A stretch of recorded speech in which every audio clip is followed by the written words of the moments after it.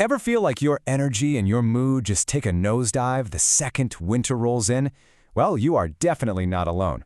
In this explainer, we're going to dig into the fascinating science behind the winter blues, looking at everything from our ancient biology to the master clock ticking away inside your brain. And, most importantly, we'll look at the powerful, science-backed ways you can actually fight back. This quote just nails that feeling, doesn't it? That deep, powerful urge to just crawl into a hole and wait for spring? It turns out that's not some kind of personal failing. It's actually an ancient survival instinct. For our ancestors, saving every last bit of energy during a harsh winter was literally a matter of life and death. But, that brings up the big question. If this urge to hibernate is so natural, why does it make so many of us feel so miserable in the modern world?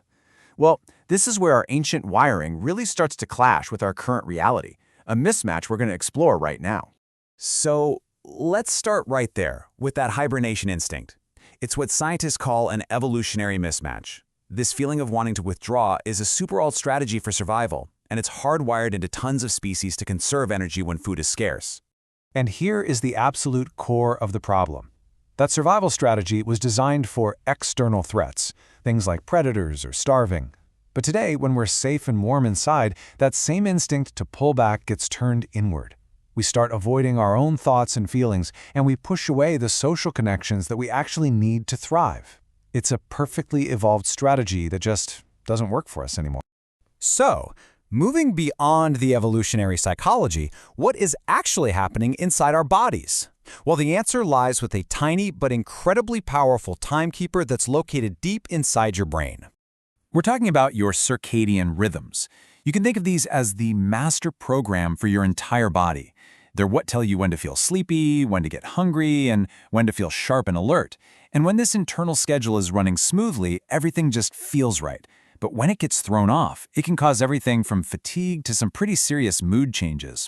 This is a really great way to picture it. Think of your master clock like a complex biological watch. But just like any watch, it needs to be set to the correct time.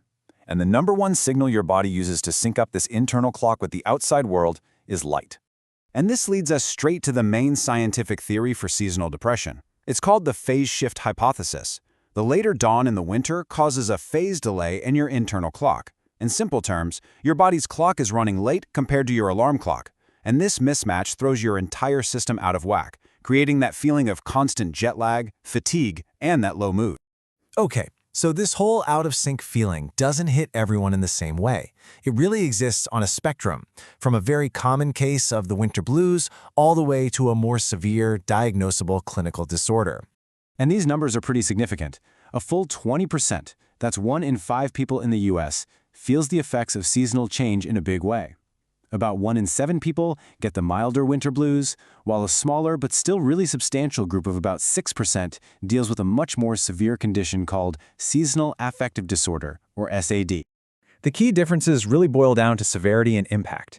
The winter blues might feel like a temporary slump, but SAD, that's a clinical diagnosis. It involves major depressive episodes that can last for months, they come back year after year, and they can seriously disrupt a person's life and just their ability to function day to day. So who is most at risk? Well, several things come into play. The farther you live from the equator, the greater your risk is, just because of that traumatic drop in daylight. Women are actually 4 times more likely to be diagnosed than men. And your risk is also higher if you're a teen or young adult, or if you have a family history of depression.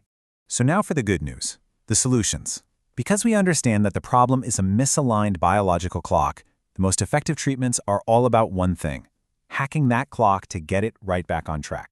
And it's so beautifully logical when you think about it. The problem is a lack of light, so the solution is to add the light back in. This treatment is called phototherapy, or simply light therapy. It directly tackles that circadian mismatch we were just talking about by giving your master clock the strong morning signal it needs to get back on schedule. But the key to effective light therapy is this number right here, 10,000 lux. That's the clinically proven dose of light intensity. And to put that in perspective, it's about 20 times brighter than your average indoor lighting. So this isn't just any old light. It's a powerful, targeted dose designed to basically simulate a bright morning sunrise for your brain. And the protocol for using it is remarkably simple and effective. You use a 10,000 lux box for about 20 to 30 minutes right after you wake up. This provides what's called a phase advance. It literally pushes your internal clock earlier in the day, syncing it back up with your alarm clock. And get this, for people with winter SAD, studies show this treatment works for 60 to 80% of people. That's huge. Light therapy isn't the only tool in the toolbox, though. A specialized form of talk therapy, called CBT for SAD, has also been proven to be highly effective. It focuses on challenging those negative thoughts about winter, like, I can't do anything fun until spring, and then proactively scheduling enjoyable activities. And of course, for more severe cases, medications that regulate brain chemistry, like serotonin, can be a really crucial part of treatment. So let's put all of this together into a practical toolkit. These are the strategies you can start using every single day to navigate the winter months with a lot more energy and a much better mood. Okay, the most important takeaway here is to be proactive. You can build your toolkit with really simple habits. Maximize natural light. Open your curtains the second you wake up.